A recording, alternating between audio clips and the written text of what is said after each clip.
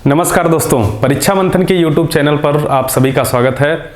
मैं हूं दिनेश पांडे और हम लोग आज मैथ के एक इंटरेस्टिंग टॉपिक जिसका नाम है त्रिकोणमिति, इस पर आज चर्चा करने वाले हैं। दोस्तों, त्रिकोणमिति एक ऐसा चैप्टर है जिसमें हमें ऐसी ऐसी चीज़ों को सीखने का मौका मिलेगा जो कि केवल आधा से ज़्यादा एजम्पशन से भरी हुई चीज़ें हैं, लेकिन लॉजिकल बहुत ज़्यादा हैं। आइए हम बात करते हैं।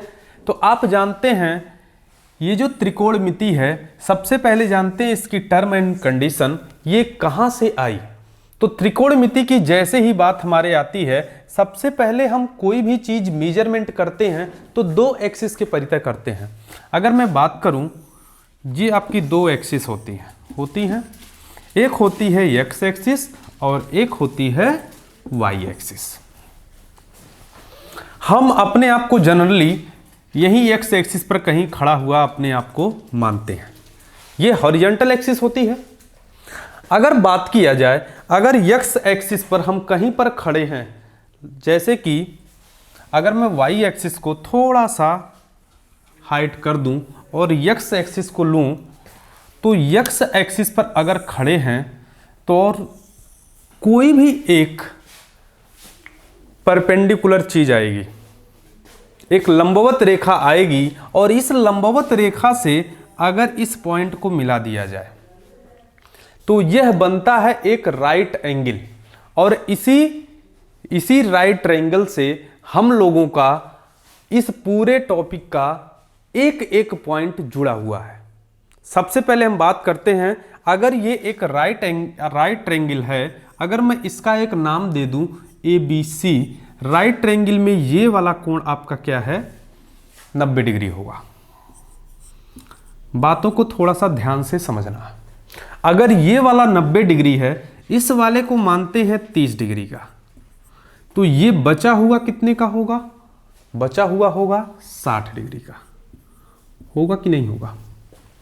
इन सभी भुजाओं का आपस में क्या संबंध है, इस चीजों को हम समझते हैं त्रिकोणमिति के बारे में। बाकी इसकी परिमाप, सीमाएं, एरिया, ये सारी चीजें हम लोग जियोमेट्री में सीखेंगे।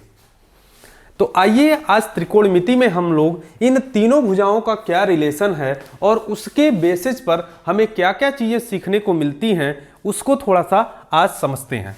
अगर मैं AB इसको बोल दें बेस, ये हो गया आपका परपेंडिकुलर भाग, और ये आपका मान लीजिए कर्ण हो गया। इसको बोल देते हैं inclined height.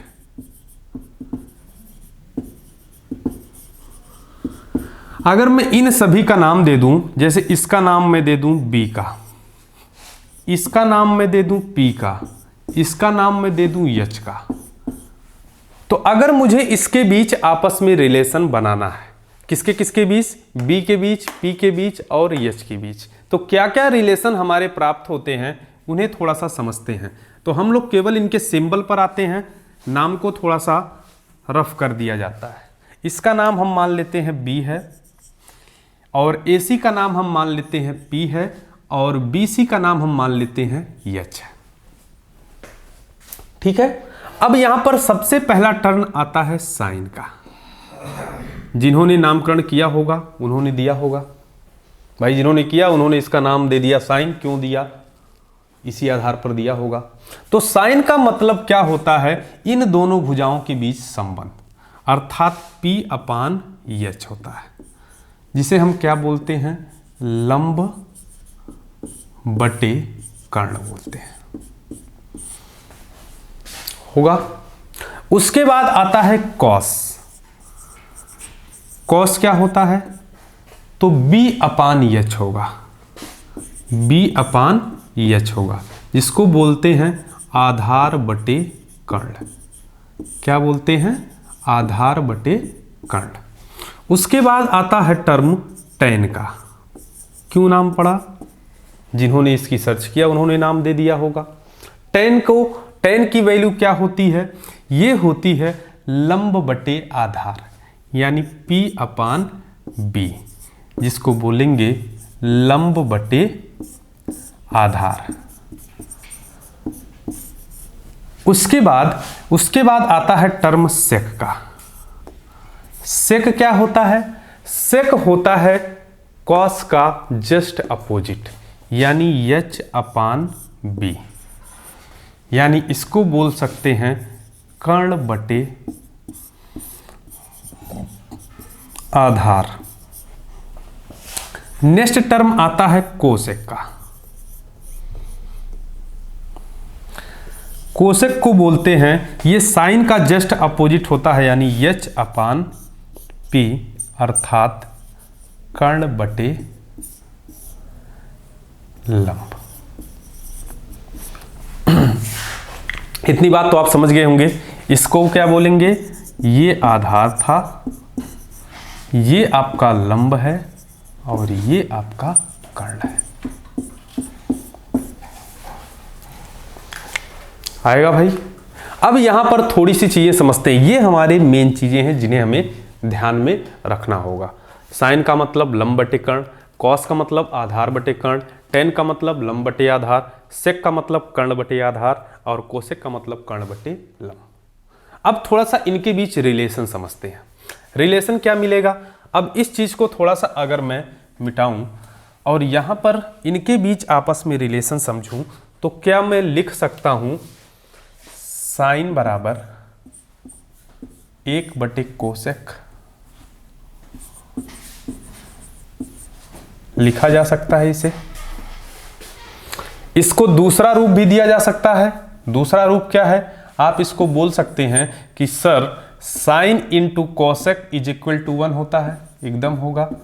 Sign into cosec, इसका मान क्या होगा? 1 होगा। इतनी बात तो समझ में आ गई होगी। दूसरी चीज हम समझते हैं कि कॉस और सेक के बारे में। कॉस क्या होता है? कॉस जो होगा वो आपका होता है 1 बटे सेक होगा। इसका मतलब इसको भी लिख सकते हैं क्या? कॉस इंटू सेक बराबर 1। ये दूसरा पॉइंट भी लिख सकते हैं। और यहां पर एक चीज मिस हुई है, वो है कॉट। कॉट की वैल्यू क्या होती है?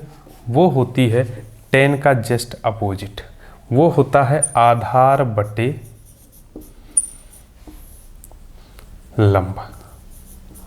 अर्थात आप कह सकते हैं b/p। तो इसका मतलब हम कह सकते हैं कि टेन बराबर क्या होता है?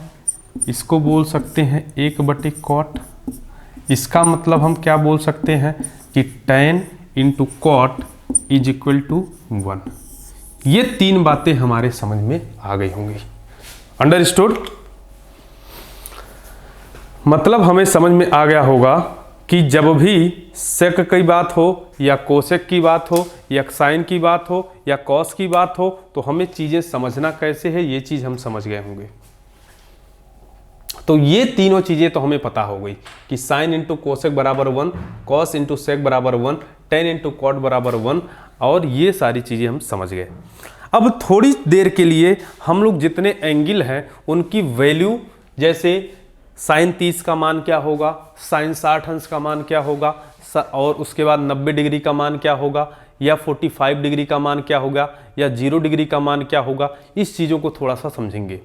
रीजन क्या है कि हमारे जितने भी क्वेश्चन टेक्नोमेट्री से बनते हैं वो सारे इन्हीं एंगल पर डिपेंडेंट होते हैं।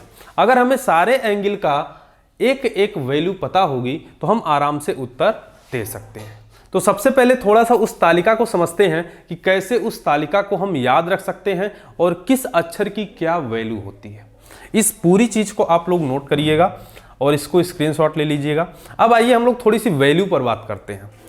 वैल्यू पर अगर बात किया जाए, इस टॉपिक पर हमें इतना ध्यान देना है क्योंकि इस टॉपिक को अच्छे से तैयार करने पर हमारा जो इसका डिपेंडेंट टॉपिक होता है जिसका नाम है हाइट एंड डिस्टेंस, वो हमारा बेहतर तैयार होता है।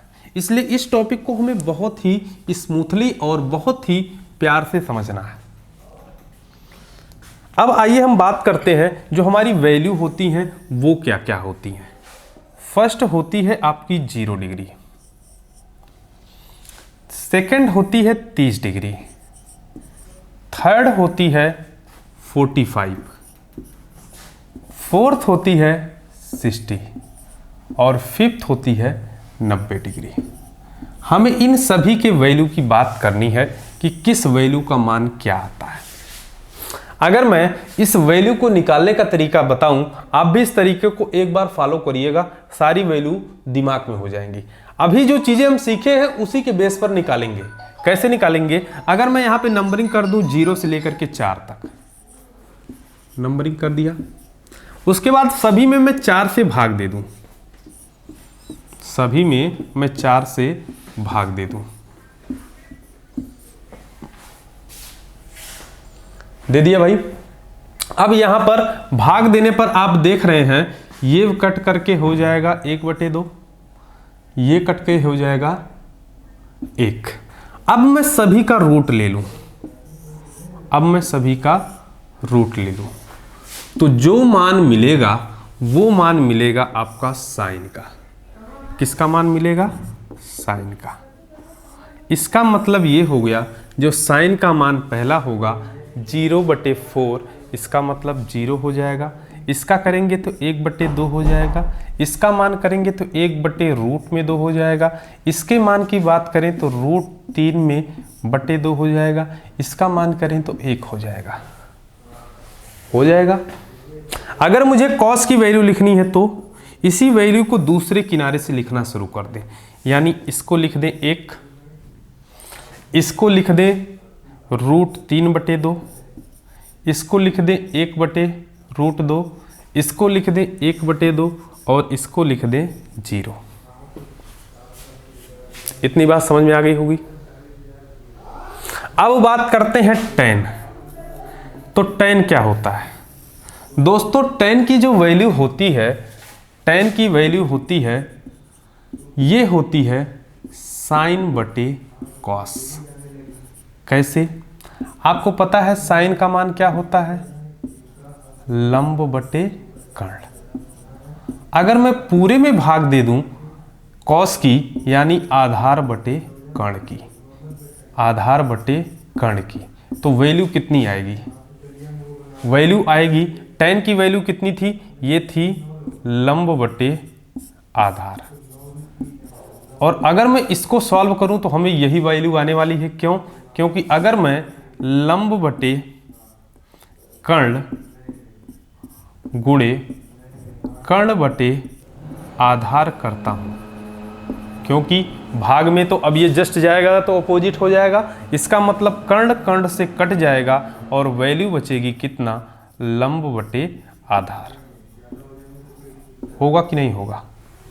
तो आपको ये चीज भी ध्यान देना होगा कि tan बराबर क्या होता है? sin/cos होता है। इतनी बात तो समझ गए होंगे। अब यहां पर अगर tan बराबर sin/cos होता है, इस चीज को यहां पे फॉलो किया जाए तो 0 में 1 से देंगे तो 0 हो जाएगा। अगर मैं 1/2 और 1/2 का भाग दूं √3/2, तो 2 ऊपर चला जाएगा और √3 नीचे चला जाएगा, तो 2 से कैंसिल हो जाएगा कि नहीं हो जाएगा? तो बचा कितना? 1/√3। तो इसका मतलब इसका मान कितना हो जाएगा? 1/√3 हो जाएगा। अगर मैं इस वैल्यू की बात करूं तो इस वैल्यू में अगर हम बात करें तो sin/cos का मान अगर इस वैल्यू में रखें तो क्या देखते हैं? इसको थोड़ा सा सॉल्व कर लिया जाए तो 1/ कितना है? √2 गुणे √2/1, तो √2 से कैंसिल हो जाएगा, तो वैल्यू कितनी आएगी? 1 आएगी। तीसरे को अगर सॉल्व किया जाए, तीसरा भी समझ लेते हैं। तीसरी वैल्यू है √3/2 और इसमें इतना बटे अगर करेंगे 1/2 यानी 2 ऊपर चला जाएगा, 2/1 हो जाएगा, तो 2 से कैंसिल हो जाएगा, तो क्या मिलेगा? √3 मिलेगा। और लास्ट में अगर हम बात करें 1/0, तो 1 में अगर किसी संख्या में 0 से ये करेंगे तो वैल्यू कितनी आएगी? इनफाइनाइट आएगी। इसी प्रकार से अगर मैं कॉट की बात करूं तो इसी का जस्ट अपोजिट होता है, tan का अपोजिट होता है कॉट, क्योंकि कॉट की वैल्यू क्या होती है? आधार/लंब लंब होती है। अभी हमने पीछे पढ़ा था इस चीज को। तो आप 0 का अपोजिट लिख सकते हैं। 1/√3 का अपोजिट होता है √3। 1 का अपोजिट 1 होगा, √3 का अपोजिट 1/√3 होगा और इसकी वैल्यू हो जाएगी 0। इसी प्रकार से अगर मैं सेक की बात करूं तो सेक किसका उल्टा होता है? सेक होता है आपका कॉस का। सेक किसका होता है? कॉस का। तो 1 का अपोजिट 1 हो जाएगा, इसका हो जाएगा 2/√3। √3/2 का अपोजिट कितना हो जाएगा? 2/√3 हो जाएगा। इसी प्रकार से 1/√2 की वैल्यू अपोजिट में क्या हो जाएगी? रूट में 2 हो जाएगी। इसी प्रकार से 1/2 की वैल्यू कितनी हो जाएगी? 2 हो जाएगी। इसी प्रकार से इसकी वैल्यू कितनी हो जाएगी? इनफाइनाइट हो जाएगी। आप इसी के बाद कोसेक भी निकाल सकते हैं। कोसेक किसका अपोजिट होता है? तो आप कहेंगे कि कोसेक होता है कॉस का। कॉस का अपोजिट होता है, तो इसका मतलब ये कुछ ऐसा हो जाएगा और इसकी वैल्यू आ जाएगी 2, फिर रूट में 2, फिर उसके बाद हो जाएगा 2/√3 और उसके बाद हो जाएगा 1। तो उम्मीद है ये पूरा डाटा आपको समझ में आ गया होगा कैसे निकालना है। आपको करना क्या है? हमने कुछ किया, कुछ नहीं किया, और सारे जितने भी इंपॉर्टेंट डाटा है वो हमारे माइंड में सेट हो गए। इतनी बात तो समझ में आ गई होगी। अब थोड़ा सा और आगे चर्चा करते हैं। इस पूरी वैल्यू को एक बार रिवाइज जरूर करिएगा, चीज़ें माइंड में सेट हो जाएंगी। हमें ध्यान क्या देना है कि हमें सबसे पहले 0 से लेकर के 30, 45, 60, 90 ये वैल्यू लिख लेना है। उसके बाद सबसे पहले 0 से लेकर के 4 तक नंबरिंग कर लेना है। उसके बाद उसमें 4 से भाग दे देना है, 4 से भाग दे देना है। उसके बाद इसको सॉल्व करने के बाद जो वैल्यू आए उसका रूट ले लेना है। तब जो वैल्यू आती है वो आती है साइन की, और अगर इसी साइन की वैल्यू को अपोजिट सिरे से लिख दें तो ये वैल्यू आ जाती है कॉस की। इतनी बात समझ गए। अब उसके बाद tan की वैल्यू आती है साइन की वैल्यू में से कास की वैल्यू का अगर भाग दे देते हैं तो ये आती है tan की वैल्यू, और tan की जो वैल्यू आएगी उसी का जस्ट अपोजिट कर दिया जाए तो cot की वैल्यू आ जाएगी, और जो cos की वैल्यू आई है इसी का अपोजिट कर दिया जाए तो sec की वैल्यू आएगी, और जो sin की वैल्यू आई है इसी का जस्ट अपोजिट कर दिया जाए तो cosec की वैल्यू आएगी। इतनी बात तो समझ गए होंगे। अब आइए थोड़ा सा और रिलेशन के बारे में हम चर्चा कर लेते हैं, और कौन कौन से रिलेशन हम देख सकते हैं इसके बारे में। इतनी चीज़ें आप समझ गए होंगे। इन सारी बातों को आप नोट करेंगे और इन सारी बातों को ध्यान रखेंगे। ये जो तरीका है, इस तरीका से आपको किसी भी वैल्यू का मान याद रखने में थोड़ी आसानी होगी। अब थोड़ा सा हम राइट एंगल को अपने ऑब्जर्व करते हैं। अगर हम राइट एंगल की बात करें और उसके सारे फार्मूलों की बात करें तो वे फार्मूले जो इन्हीं फार्मूलों से निकाले जाते हैं वे कहाँ से आते हैं, इस पर थोड़ा सा चर्चा करेंगे।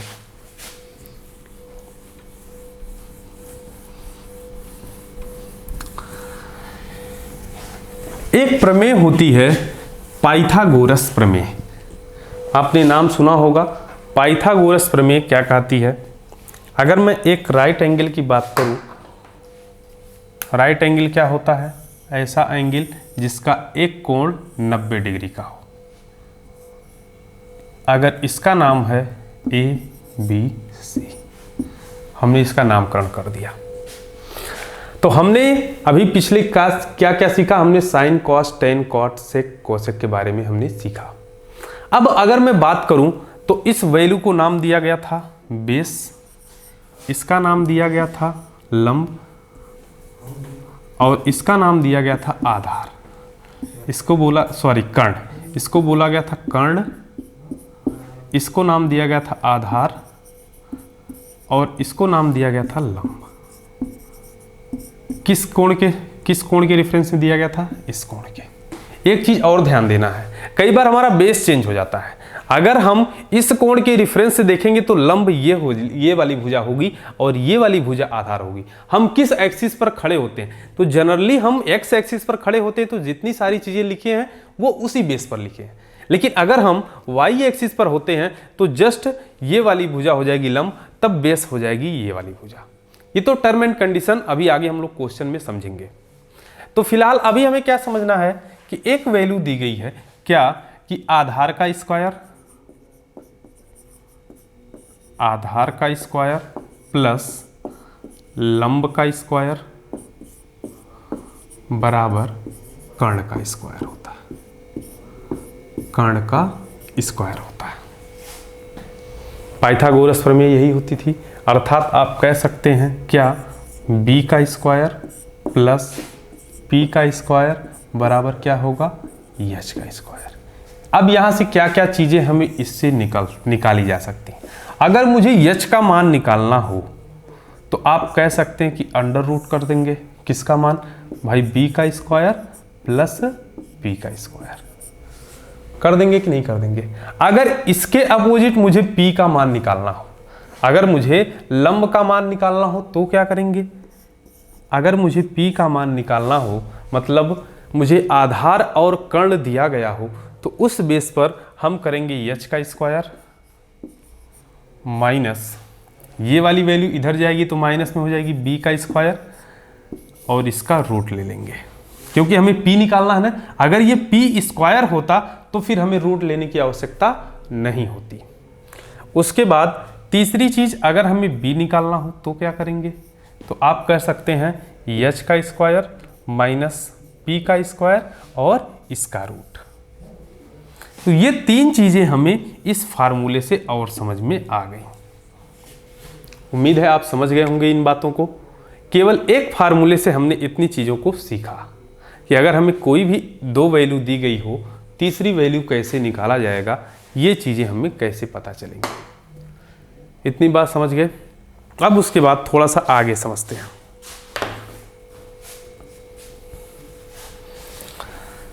इन सारी बातों को समझते हैं, और अगर हमसे कभी भी किसी वैल्यू का मान दे दिया जाए और दूसरी वैल्यू पूछा जाए तो त्रिकोणमिति, ये जो हमने अभी मान बात किया है लंब, कर्ण और आधार की, इस पर डिटेल चर्चा हम लोग करेंगे हाइट एंड डिस्टेंस में। अभी हमें बात करना है कि अगर किसी भी त्रिभुज का एक कोण दिया गया हो और दो भुजाएं दी गई हों, तो उस बेस पर हम तीसरी भुजा कैसे निकालेंगे। या कोई भी एक कोण दिया गया हो और हमें दूसरी भुजा पता हो, तो हम तीसरी या चौथी या पहली कोई भी भुजा कैसे निकालेंगे, इसके बारे में हम थोड़ा सा चर्चा करेंगे। जैसे कि मान लीजिए एक कोण है, उस कोण का मान एक राइट एंगल है। इस बार एंगल को थोड़ा ऐसा बनाते हैं।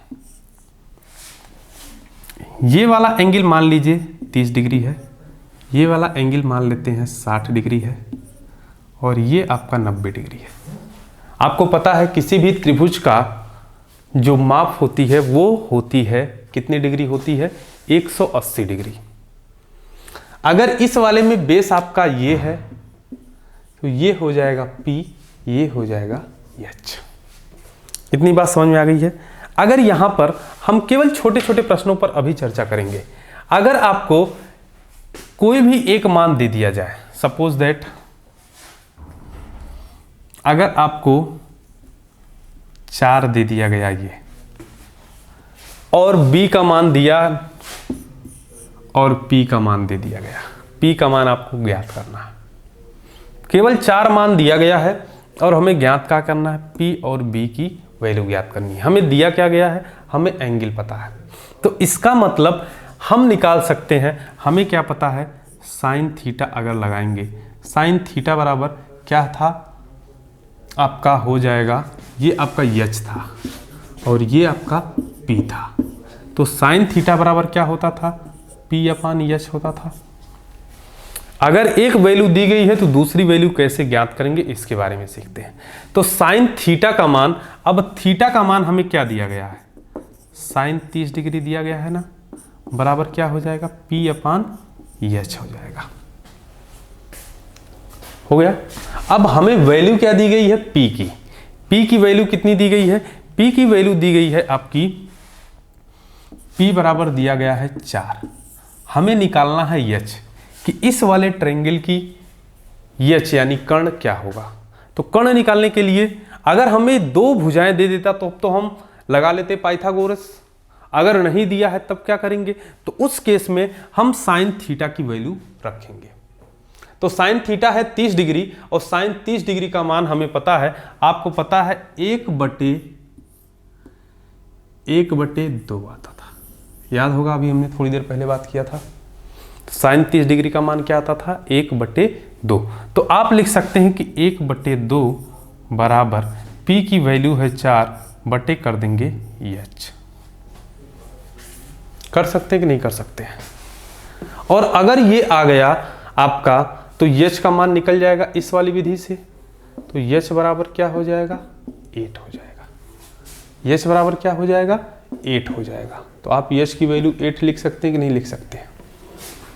इसी प्रकार से अगर मुझे मान लीजिए निकालना हो B का मान, B का मान निकालना हो तो हम दो प्रकार से निकाल सकते हैं। पहला 8 का स्क्वायर माइनस 4 का स्क्वायर।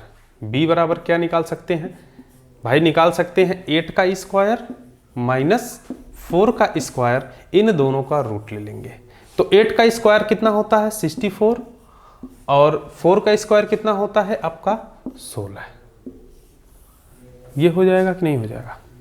अब उसके बाद अगर इसको घटाया जाएगा तो ये वैल्यू कितनी आएगी, तो आप कह सकते हैं कि ये वाली वैल्यू आएगी 64, 4 14 में से तो ये हो जाएगा 8 और यहां पर बचा 5 में से 1 जाएगा और ये रूट में आएगी। आएगी कि नहीं आएगी,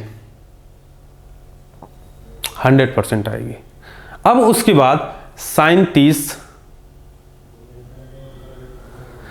अगर हमें मान लीजिए इस वाली विधि से निकालना हो तो हम कॉस भी लगा सकते हैं कि नहीं लगा सकते हैं। रूट में 40 आया है, आइए कॉस लगा के देख लेते हैं थोड़ा सा। अगर मैं कॉस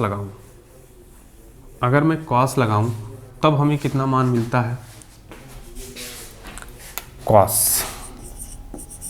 तो कॉस 30 डिग्री का मान क्या होता था, तो कॉस 30 डिग्री का मान होगा B/H हो जाएगा। कॉस यहां से निकलेगा नहीं निकलेगा, हमें लगाना पड़ेगा। हमको पता है लंब और हमें ज्ञात करना है आधार, तो इसका मतलब मुझे tan लगाना पड़ेगा।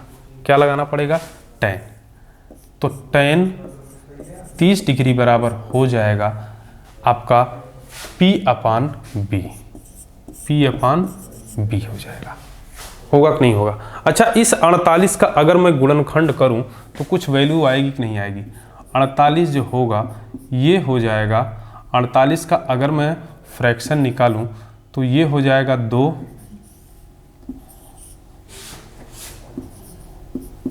गुणे 2 गुणे 2 गुणे 2 गुणे 3। क्या यही होगा क्या, आप कहेंगे होगा। क्यों, क्योंकि 2 दूनी 4, 4 दूनी 8, 8 दूनी 16, 16 तियां 48। तो आप कह सकते हैं कि पेयर्स तो 2 का बन गया है।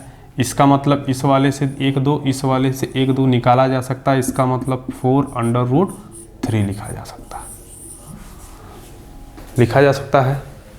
अब हमें बताइए tan 30 डिग्री का मान क्या होगा। tan 30 डिग्री का मान अभी थोड़ी देर पहले हमने निकलवाया था। कैसे, साइन 30 डिग्री का मान आया था 1/2 और cos 30 डिग्री का मान कितना आया था। cos 30 डिग्री का मान वही होगा जो हमने 60 में निकलवाया था। 60 में यानी कि √3/2, इसका बटे कर दे √3/2, तो ये वैल्यू ऊपर चली जाएगी यानी 2/√3 हो जाएगा और ये 2 से कैंसिल हो जाएगी यानी 1/√3 हो जाएगा। होगा कि नहीं होगा। tan 30 डिग्री का मान 1/√3 होगा। हमने यहाँ पर 48 की वैल्यू क्या निकाली है, 48 की वैल्यू यहाँ पर हमने निकाली है 4√3। इसका मतलब हमारे जो 20 का मान आया था वो 4√3 आया था। अगर इस विधि से हम निकालें तो P का मान हमें कितना दिया गया है 4/B कर सकते हैं कि नहीं कर सकते हैं। अब B का मान अगर हमें निकालना हो तो B का अगर उधर जाएगा फिर इधर जाएगा तो 4√3 आ जाएगा कि नहीं आ जाएगा, 4 में √3। तो हमने क्या पाया, हमने ये पाया कि हमारा जो मान था यहाँ पर पाइथागोरस से जो निकाला वही मान हमारा आया जब हमने ट्रिग्नोमेट्री का यूज किया। इतनी बात तो समझ आ गई है। अब एक चीज समझ लेते हैं कि क्या इन दोनों मानों के स्क्वायर को जोड़ने पर हमें 8 मिल रहा है। इसको भी चेक कर लेते हैं कि भाई इस वाले b का मान भी हमने कितना निकाला 4√3। अच्छा एक चीज देखना, b का मान 4√3 और उसका मान 4। अगर मैं लंब बटे आधार के अनुपात की बात करूं तो 1:√3 मिलेगा क्या? 4 से कैंसिल हो जाएगा।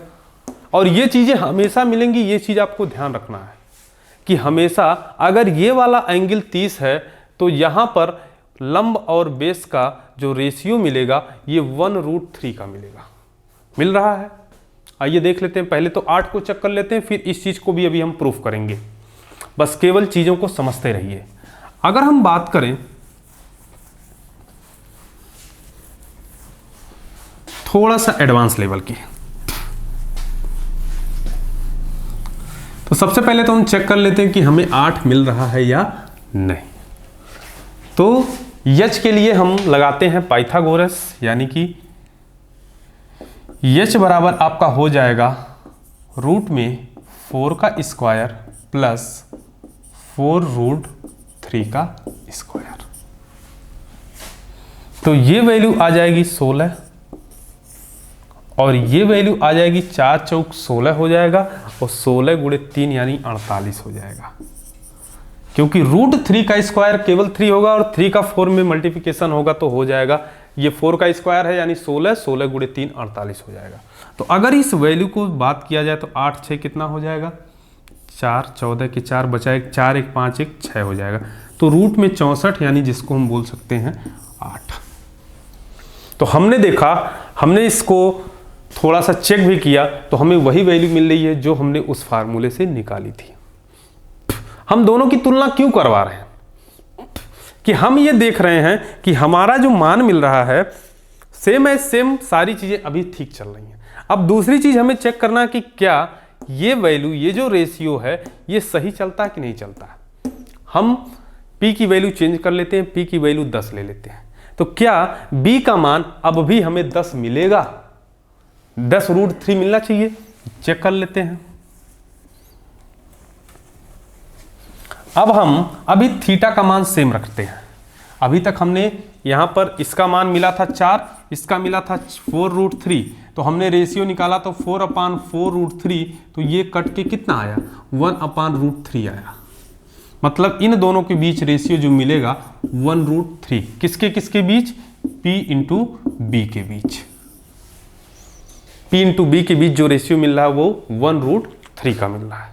अब थोड़ा सा और समझते हैं। अगर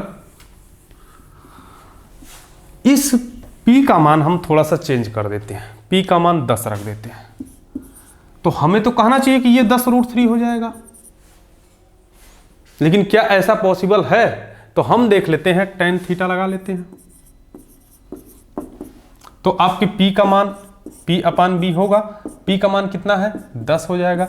10/b करेंगे तो थीटा का मान ये तो 1/√3 रहेगा बराबर 10/b रहेगा। तो हमने क्या पाया? हमने पाया कि अभी भी b का मान 10√3 मिला। मतलब अब भी जो रेशियो मिल रहा है वो 1:√3 का मिला। अगर मुझे h का मान निकालना हो तो सेम लगा लेंगे अपना दूसरा फार्मूला। दूसरा फार्मूला क्या चलेगा? साइन लगा लेंगे या कॉस लगा लेंगे, कुछ भी लगा लेंगे। अगर आप कॉस भी लगाएंगे ना तो सेम वही मान मिलेगा जो हमने यहां पर साइन लगाने पर पाया था। चेक कर सकते हैं इसको। आइए चेक कर लिया जाता है थोड़ा सा। अगर मैं साइन लगा देता हूं तो साइन लगाते हैं तो ये हमें p का मान पता है और h का मान हमें ज्ञात करना है। तो साइन 30 डिग्री, इसका मतलब इसको अगर सॉल्व करेंगे तो 1/2 लिख सकते हैं। अभी हमने तालिका में इस चीज को समझा था। 1/2 को अगर मैं यहां पर p की वैल्यू है 10/h करूं तो h बराबर क्या मुझे 20 मिल जाएगा? मिलेगा कि नहीं मिलेगा? अगर मैं इस h से इस 10 को अगर इसके स्क्वायर से, यानी कि अगर मैं दूसरा वाला फार्मूला b के लिए यूज करूं कि b बराबर रूट में h का स्क्वायर माइनस p का स्क्वायर होगा। मतलब इसे अगर मैं सॉल्व करूं, h का स्क्वायर 20 है, यानी 20 का स्क्वायर माइनस p का स्क्वायर कितना है, p का स्क्वायर 10 का स्क्वायर है। इसको सॉल्व कर लिया जाता है। तो इसको सॉल्व करेंगे तो ये हो जाएगा 2 दूनी 400 माइनस, होगा कि नहीं होगा, एकदम होगा। इतनी बात तो समझ में आ गई होगी। तो अगर मैं इसको और थोड़ा सा ब्रीफली करूं तो इसका मतलब ये वैल्यू आएगी कुछ 300।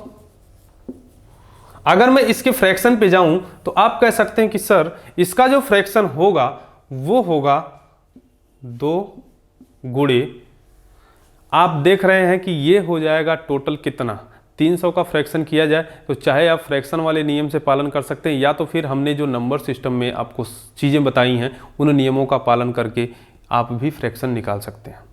फ्रैक्शन निकालने के लिए 2 चीज़ें हमने 2 विधियां बताई थी, दोनों में से चाहे जो कर सकते हैं। तो ये आपका देखा जाए तो 300 की वैल्यू हमें किसके बराबर पुटअप करनी है, 10√3। तो इसका मतलब हम कर सकते हैं 2 गुणे 2 गुणे 5 गुणे 5 गुणे 3, 2 दूनी 4, 5 20, 20 5 100 और 100 तियां 300।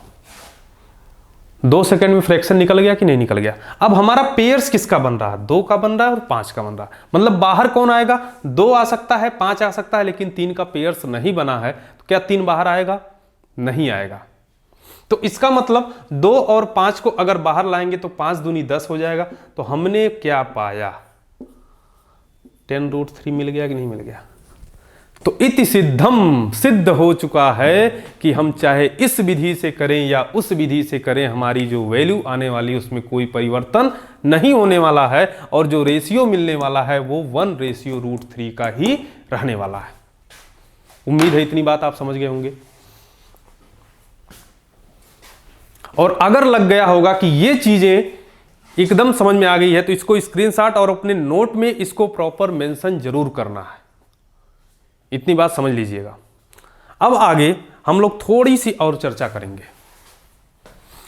हमने एक चीज अब समझ लिया, क्या कि अगर इस थीटा का मान 30 डिग्री रखें तो हमारी सारी चीजें सेम रहने वाली। अब थोड़ा सा थीटा बदल कर देख लेते हैं।